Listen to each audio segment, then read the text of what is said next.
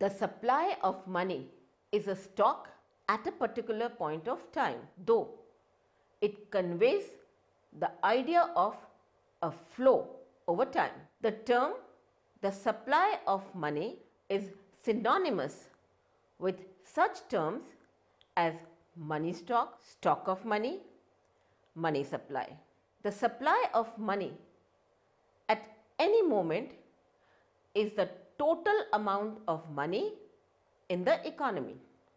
The most common view is associated with the traditional and Keynesian thinking, which stresses the medium of exchange function of money. According to this view, money supply is defined as currency with the public and demand deposits with commercial banks. There are two theories of the determination of the money supply. According to the first view, the money supply is determined exogenously by the central bank.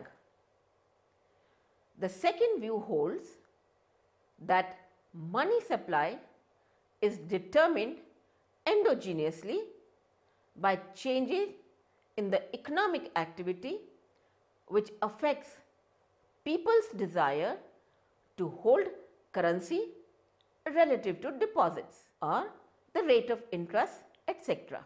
Thus, the determinants of money supply are both exogenous and endogenous, which can be described broadly as the minimum cash reserve ratio, the level of bank reserves, and the desire of the people to hold currency relative to deposits.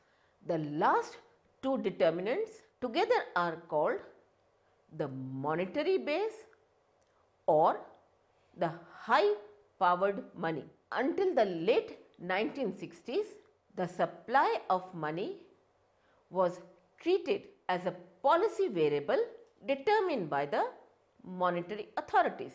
Monetary research in the theory of money supply made substantial advances thereafter, which clarified the analytical underpinnings of the money supply process. The supply of money is determined jointly by the public authority, banks, and the public. In this determination, the monetary authority plays an active and dominant role, but that of public and banks cannot be ignored or taken for granted. Understanding this role is essential for a successful policy of monetary control. In the context of developing countries and emerging market economies, there are essentially two main approaches to money supply determination. That is, the money multiplier approach with its foundations in the works of Friedman and Schwartz in 1963 and Kagan in 1965, and the balance sheet or structural approach. The money multiplier approach focuses on the relationship between money stock, that is M, and reserve money, that is H, and through the money multiplier, generally denoted by small m, to the public's preference between currency demand deposits, that is DD, and time deposits, that is TD, and to the bank's holding of reserves as a proportion of aggregate deposits or liabilities. While the structural approach favors analysis of individual items in the balance sheet of the consolidated monetary sector in explaining variations in money stock.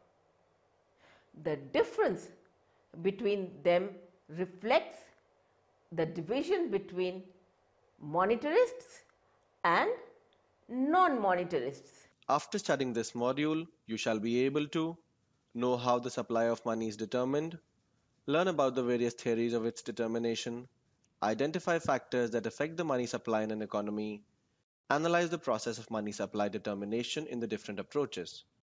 Until the late 1960s, the supply of money was treated as a policy variable determined by the monetary authorities. The money supply in an economy is not policy determined, but determined jointly by the public, banks, and monetary authorities. There are two theories of money supply determination: the money multiplier approach, which focuses on the relationship between money and reserve base, and the structural approach, which analyzes individual items in the balance sheet of the consolidated banking sector. The money multiplier model of the money supply has become the standard paradigm in the study of macroeconomics and money and banking to explain how the policy actions of the central bank influence the money stock. It also has been used in empirical analysis of money stock control and the impact of monetary policy actions on other economic variables. One important feature of this model is that it decomposes movements in the money supply into the part that is due directly to central bank policy actions, that is the adjusted monetary base, and the part that is due to changes in technology and the tastes and preferences of depository institutions and the public, that is the money multiplier. In this decomposition, the multiplier is assumed to be independent of the policy actions of the central bank. The independence is implicitly predicted on the assumption that the demands for both checkable deposits and currency are determined by the same factors and that individuals can quickly and effectively alter their holdings of currency and checkable deposits to achieve the desired proposition of the two alternative forms of money. Let us now understand the difference between ordinary money M and high-powered money H. M is the ordinary money produced by the RBI and the government. It is held by the public in the form of currency C and demand deposits DD. H is high-powered money produced by the RBI and the government and held by the public in the form of currency C and by the banks in the form of reserves R. As a preliminary to the study of the theory of money supply, it is essential to understand the distinction between two kinds of money, that is ordinary money M and high-powered money H. The alternative empirical measures of money discussed in the previous modules were all measures of ordinary money M. Here we will define money narrowly as M is equal to C plus DD plus OD, that is the sum of currency and demand deposits of banks including the RBI held by the public, and since other deposits of the RBI are less than 1% of the total money supply, we ignore OD in the future discussion. This M is the money produced by the RBI, government and the banking system and held by the public. That is, M is equal to C plus DD. High powered money, that is H, is the money produced by the RBI, government and held by the public and banks. It is also called reserve or base money. H is equal to C plus R plus OD, that is H is the sum of currency held by the public C, cash reserves of bank R and deposits of the RBI OD. Since OD are 1% of total H, we ignore it and hence H is equal to C plus R. This definition of H is by its use or holders, not by its producers, RBI and the government. Let us now understand the difference between ordinary money M and high-powered money H. M is the ordinary money produced by the RBI and the government. It is held by the public in the form of currency C and demand deposits DD. H is high-powered money produced by the RBI and the government and held by the public in the form of currency C and by the banks in the form of reserves R. Now we will compare high-powered money and ordinal money. If you compare ordinary money M is equal to C plus DD with high-powered money H is equal to C plus R, you notice that currency C is common to both the expressions. But while M has demand deposits DD, H has reserves R. Obviously, the high-poweredness of H comes from the presence of R in H. Every unit of R serves as the base for multiple creation of DD in a fractional reserve system where the entire H is called high-powered because though at one point of time only R gives the high-poweredness to H, yet currency C has the potential to become high-powered the moment it is converted into DD. This then becomes the reserves of the bank and lead to multiple creation of DD, which are a part of money and hence money also increases by multiple amount. Let us start with H theory of money supply. It is so called because H is found to be the dominant factor determining the money supply in the economy. At the outset, it is assumed that the supply of H by the RBI and the government is policy determined exogenously. The demand for H is equal to C plus R comes from the public's demand for currency C and banks' demand for reserves R. The public divides their holdings of money M between C and DD in a constant proportion which is called the currency demand deposit ratio. The banks also maintain a certain proportion of their deposits D in the form of reserves R. This ratio is denoted by R and is called the reserve ratio or reserve to deposit ratio.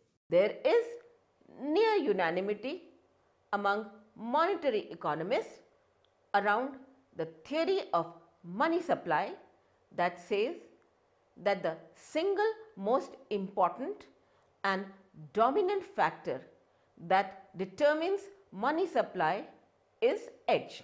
For short, we shall call it the H theory of money supply. For reasons that will become clear in the sequel, it is also called the money multiplier theory of money supply.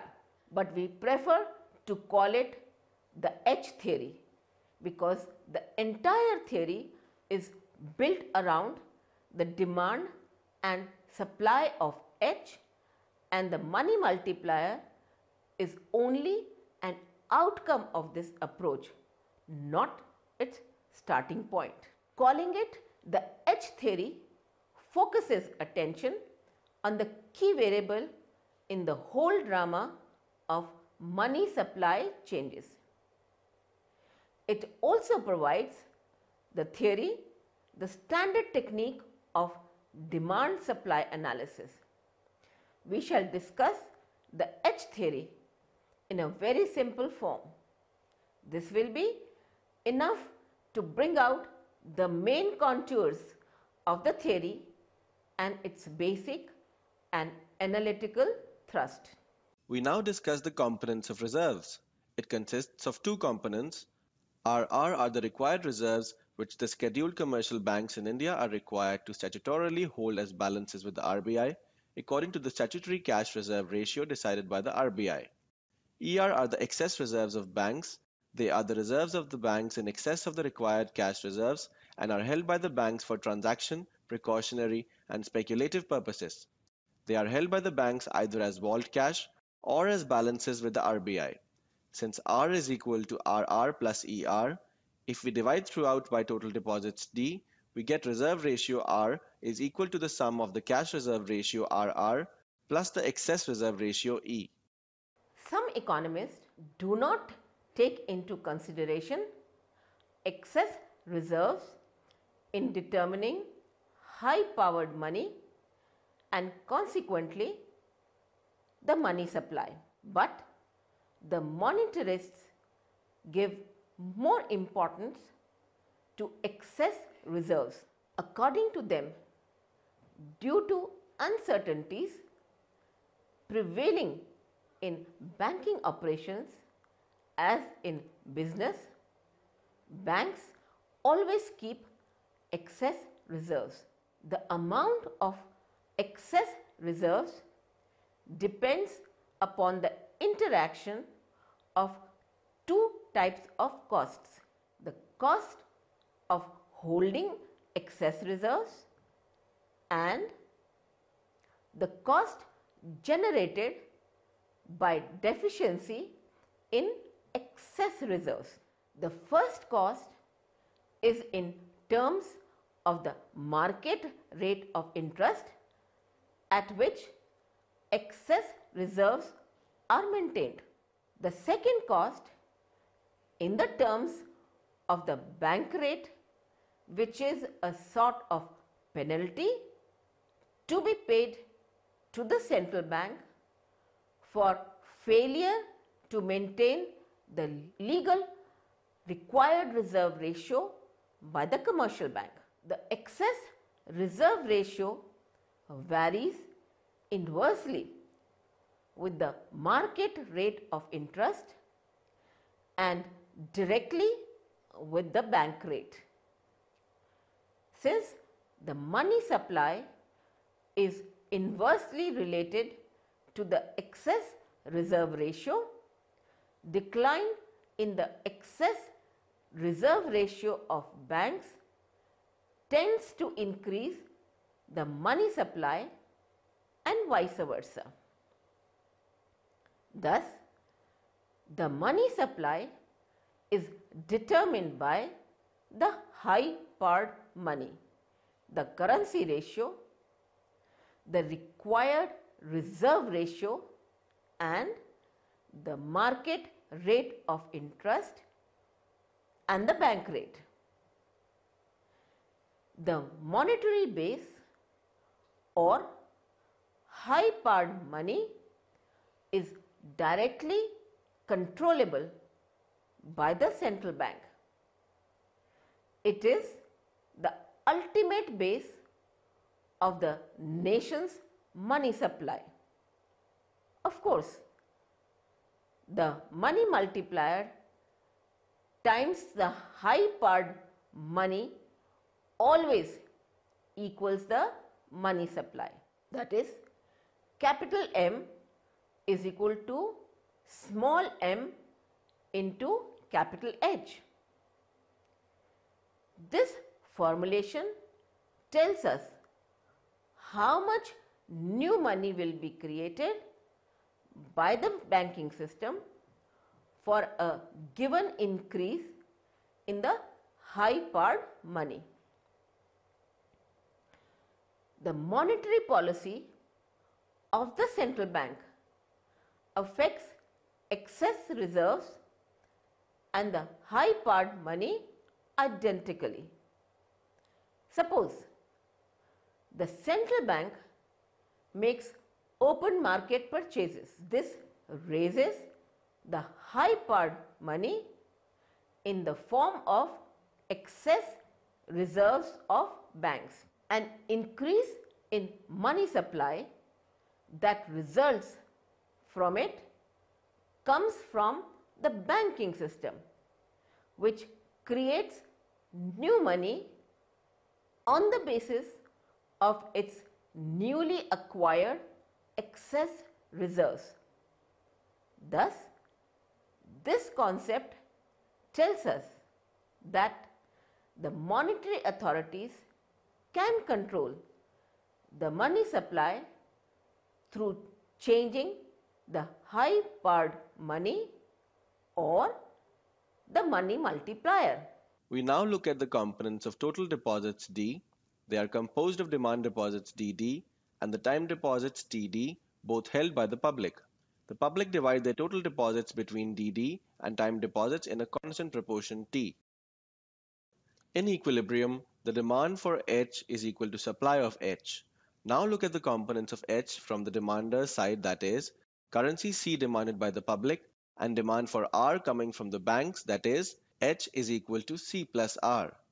Now substituting for C is equal to C, DD and D is equal to DD plus TD in the expression, we now substitute for TD is equal to T DD and R is equal to RR plus E to get the expression. This gives the expression for demand deposits.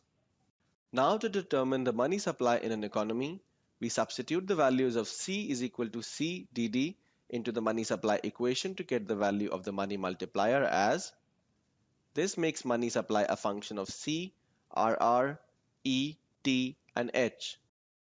The money multiplier theory discussed so far helps us derive the demand deposit and money multiplier. The demand deposit multiplier given by tells us the multiple by which DD will increase when H increases by some amount. The money multiplier given by tells us the multiple increase in money when H increases by some amount. The criticism of the money multiplier theory are: it is based on an identity, just a description of movement in money stock rather than a behavioral theory. The money supply equation is an equilibrium condition rather than a money supply function, and the process involved is rather mechanical. The analysis does not involve any interest rate changes. The money multiplier theory is not a part of theory of portfolio adjustment to relative price or yield changes. The reserve money is taken as given exogenously with no examination of factors determining its level. The money multiplier theory obscures rather than illuminates the fundamental process of money supply determination. Let us now discuss the criticism of the money multiplier approach in detail. The critics of the money multiplier theory have the following arguments. 1. The money multiplier approach is based on an identity, an analytically convenient tautology offering just a description of movements in money stock rather than a behavioral theory of its determination. 2. In its general form, capital M is equal to small m into capital H. It is an equilibrium condition rather than a money supply function, and process involved is rather mechanical. The only facets of portfolio choice considered are those of the public in the determination of desired C by DD and desired TD by DD ratio, and banks in the determination of R by D ratio. This is inadequate as the analysis does not involve or require any interest changes. 3. The theory of money stock determination should be treated as a branch of a general theory of portfolio adjustment in response to relative price or yield changes. By taking the reserve money as given, the money multiplier identity short circuits this approach.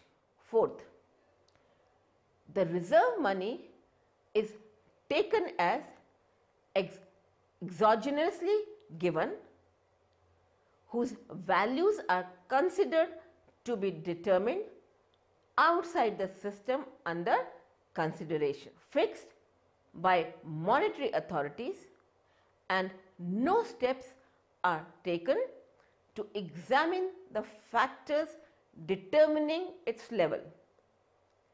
As a matter of fact, level of reserve money is target, that is control variables whose values the authorities attempt to set, rather than an exogenous variable. To treat the policy targets as exogenous variables implies that the authorities do not alter their control variables in response to the system. The money multiplier identity obscures rather than illuminates the fundamental nature of the process of money stock determination. There is essentially a divergence of views regarding the usefulness of money multiplier, which could be traced to division between the monetarists and non-monetarists. The former argue that the monetary authorities can exercise effective control over the stock of money, while the latter question the feasibility of this exercise. The controversy between them boils down to three issues. 1. Which of the variables can be controlled by the monetary authorities? 2. If some of the variables are not controllable, can monetary authorities offset influences of such variables by using instruments at their disposal? 3.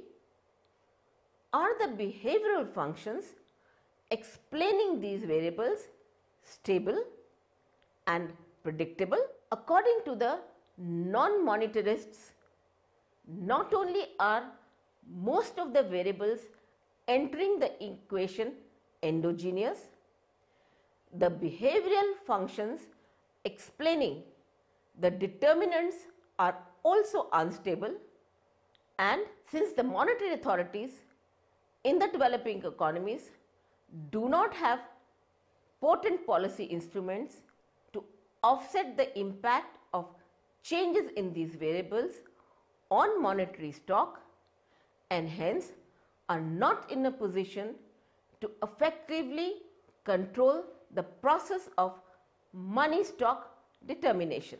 The monetarists agree that both real and financial sectors of the economy exert influences on the money stock, but the behavioral patterns of the public and the banks are sufficiently stable and predictable so as to permit the monetary authorities to control the money stock. The issue is therefore empirical and country specific, depending on the stage of financial development of the economy.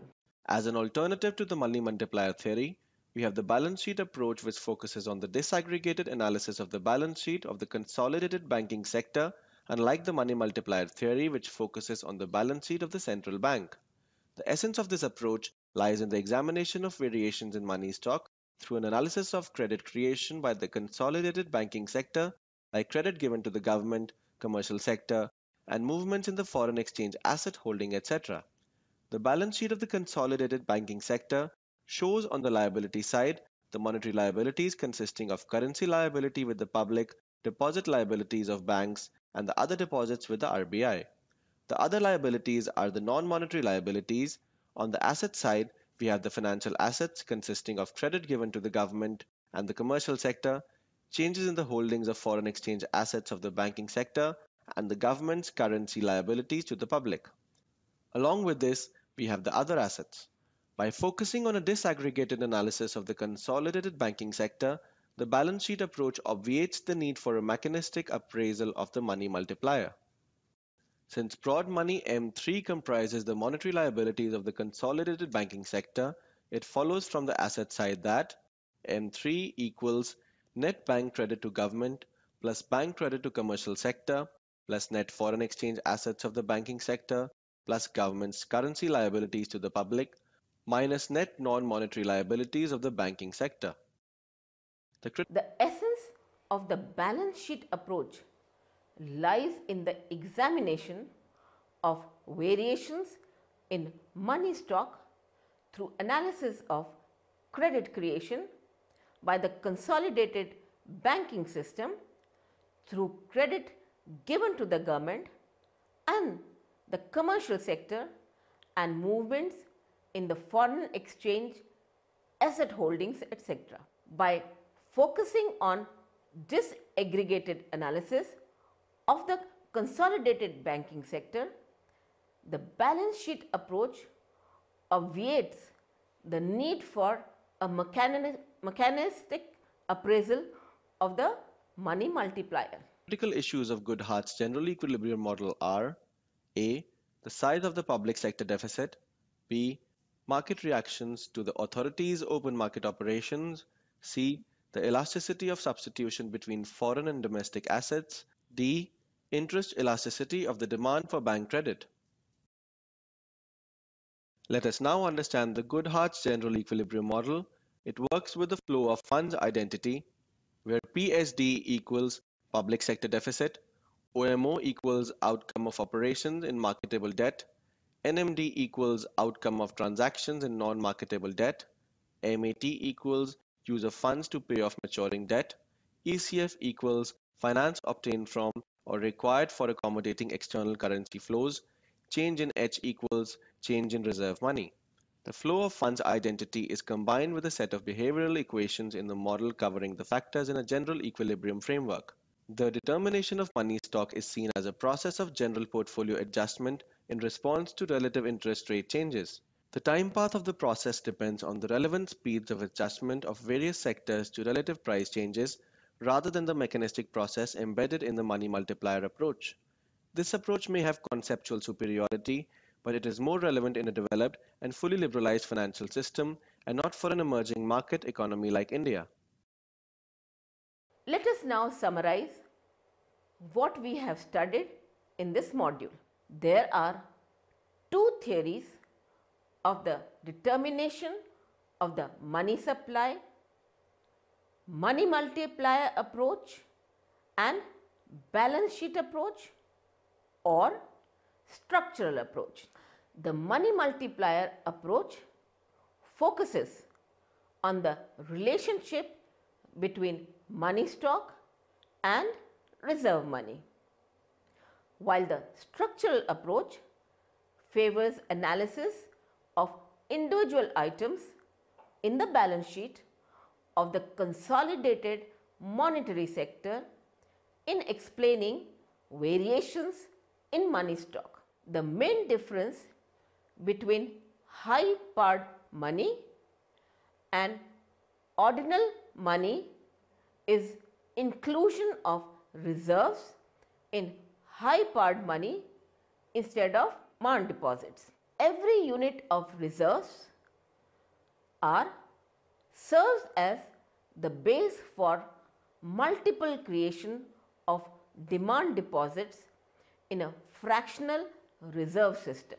R consists of two component required reserve RR and excess reserve ER. The money multiplier theory has been criticized on various grounds. For example, some argued that it is based on an identity or it is just a description of movement in money stock rather than a behavior theory.